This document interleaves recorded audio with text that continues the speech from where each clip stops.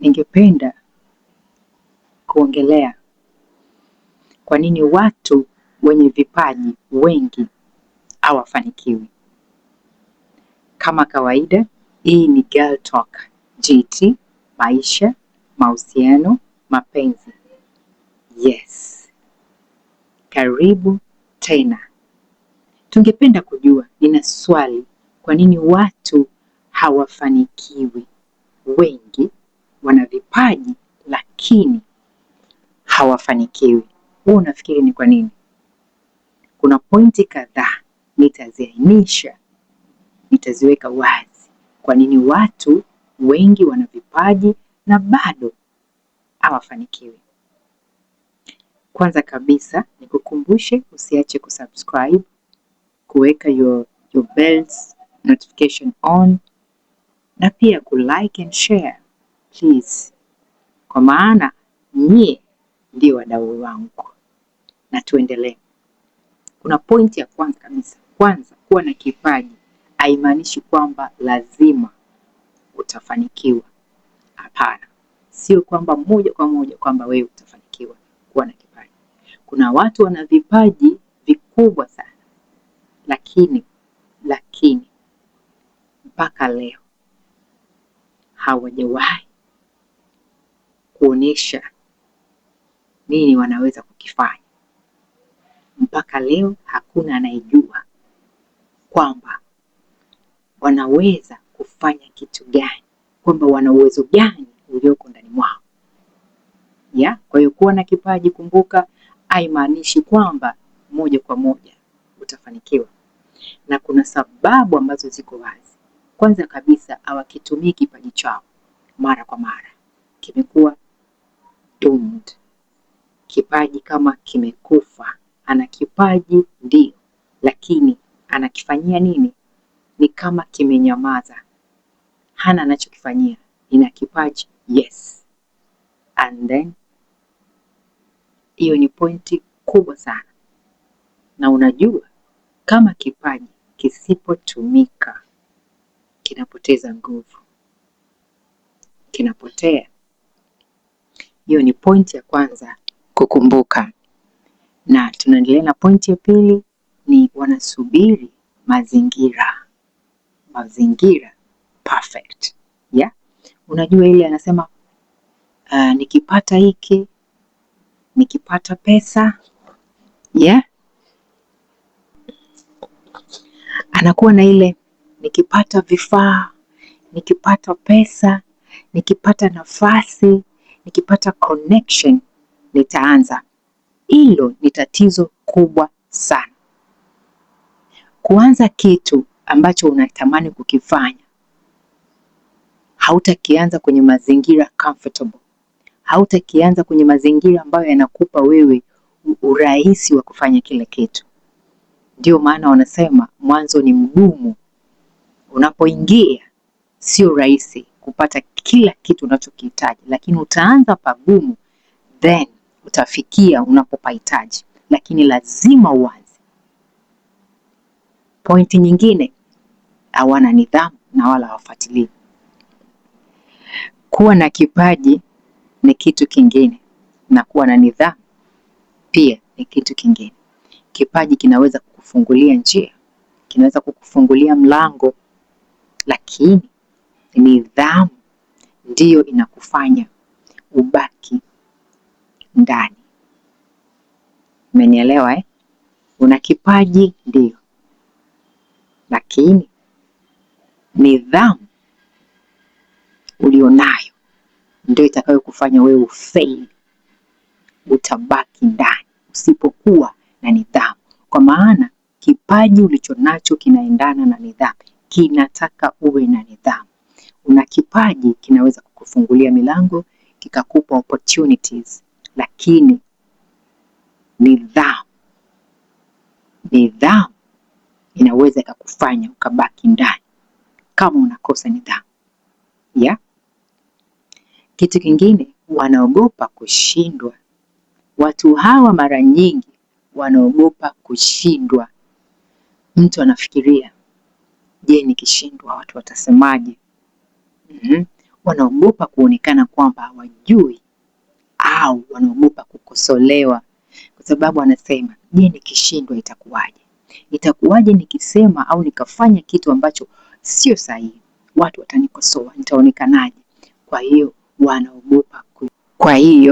wanaogopa kushindwa mara nyingi sana, na wanapenda sana kujilinganisha. Watu wao wanapenda kujilinganisha sana na wale wengine ambao walikwisha fanikiwa au wamekwisha anza. Wanapenda sana hilo jambo mara nyingi sana, na badala ya kujenga unakuta safari yao wanakata tamaa mapema sana. Wakiona wengine wamefanikiwa, wanakosa nguvu, wanakosa ile morali, wanakosa morali ya kufanya kile kitu, kwa sababu wanaanza kujilinganisha na mtu ambaye amekwisha fanikiwa, mtu ambaye amekwisha anza, mtu ambaye kwenye level fulani labda na yeye anafanya kama kitu ambacho anataka na yeye kufanya. Matokeo yake anajikuta anashindwa. Kwa hiyo mtu huyu anaanza kukata tamaa mapema. Umeona, akiona wengine wameshawazidi, wamemzidi, au watu wengine wamewazidi au wamekuzidi, anaanza kukata tamaa mapema ya. Na kitu kingine pia, pointi nyingine ni kwamba mtu huyu anakuwa hapendi kujifunza zaidi. Yes, ana kipaji chake anacho, hatujakataa, lakini mtu huyu hapendi kuongeza ujuzi zaidi kwa kile ambacho anakiweza au ambacho anakijua. Kipaji ni mwanzo, yes, lakini unahitaji kuongeza ujuzi na maarifa, na hasa mara nyingi ukizingatia technology inavyoendelea kubadilika, mazingira yanavyoendelea kubadilika, generation inavyoendelea kubadilika. Mara nyingi niseme tena,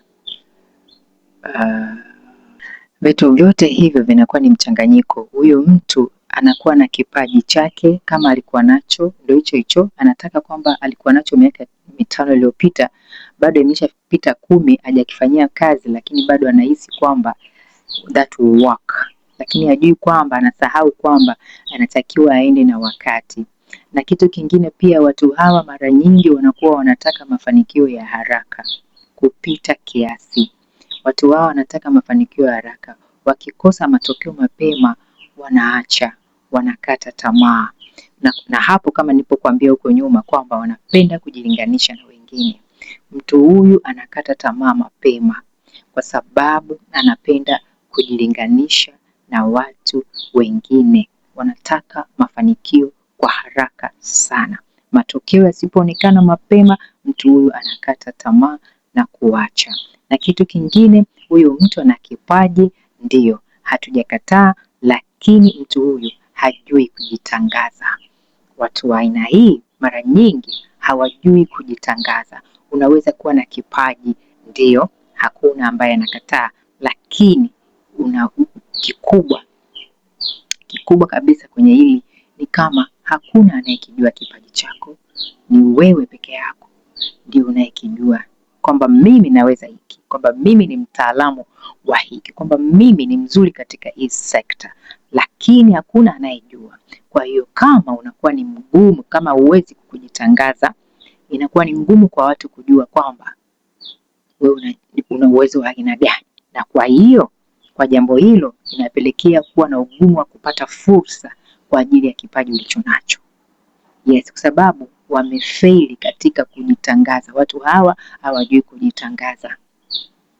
Kuwa na kipaji ni kitu kingine, alafu pia kujitangaza ni kitu kingine.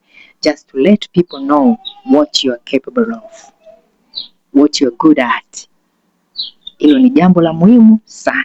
Na kitu kingine, watu hawa, na pointi nyingine kabisa, watu wa namna hii unakuta wamezungukwa na society ambayo inawakatisha tamaa. Yes, haisapoti kile wanachofanya, haiko pamoja nao katika jambo ambalo wanaweza kufanya. Kwa hiyo unakuta kwamba wanakuwa ni wazuri sana kwa kuwakatisha tamaa. Maneno ya watu tu yanaweza kumfanya mtu aanze kuamini kwamba haiwezi kile alichokuwa anafikiri anaweza. Hawezi tena, hawezi kufanya tena, hawezi kuexplore tena alichokuwa nacho ndani yake, tena kuonyesha kile alichokuwa nacho. Kwa hiyo unakuta jamii inayowazunguka watu hawa huwa ni nyepesi sana kuwakatisha tamaa, na mtu huyu anakuwa muoga, anaanza kuona what if. Unakuta sasa ile society inavyowazunguka mtu huyu anaanza kujiuliza what if they are right. What if they are right. Anajaribu kuanza kusikiliza maneno ya watu ya pembeni. Amesahau alichokuwa anaamini yeye ndani yake. Kwa hiyo ni society pia inaweza kufanya mtu akakata tamaa na kipaji chake kisiweze kuonekana tena. Hayo ni mambo yote yanayokuwa katika mchanganyiko wa kumfanya mtu ana kipaji na asiweze kuwa na mafanikio yoyote. Na pointi ya mwisho kabisa ambayo napenda kuimalizia ni kwamba hawabadilishi kipaji kuwa kitu chenye thamani. Hawakifanyi kipaji kile alichonacho kikawa cha thamani. Hawakifanyi kile kipaji kikawa cha thamani. Mtu huyu anahitaji kuelekezwa kwenye huduma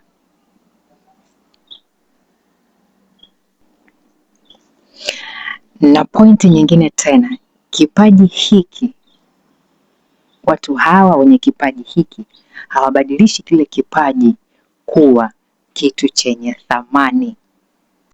Na pointi nyingine, hawabadilishi kipaji kuwa kitu chenye thamani. Una kipaji lakini umeshindwa kukibadilisha kipaji chako kuwa chenye thamani. Kipaji ulicho nacho kinahitaji kuelekezwa kwenye huduma inayohusu watu, kwenye bidhaa watakayotumia watu, kwenye kazi itakayonufaisha watu, au kwenye suluhisho ambalo watu wanahitaji sana. Kwamba kipaji ulicho nacho uweze kukifanya kiwe na thamani, kiwe na ubora zaidi, kiweze kuwa na manufaa kwa jamii, kwa society. Lazima ukibadilishe kiweze kuwa na manufaa, kiweze kuwa how do I say consumed, kiweze kuwa eatable. Yes, kiweze kuwa eatable, au unaweza nikasema palatable.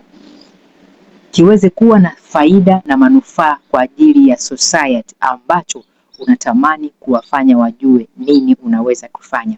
Hizo point zote zinaainisha ni kwamba kwa nini mtu anaweza akawa na kipaji na yet huyu mtu huyu akawa hana mafanikio yoyote. Na bila kusahau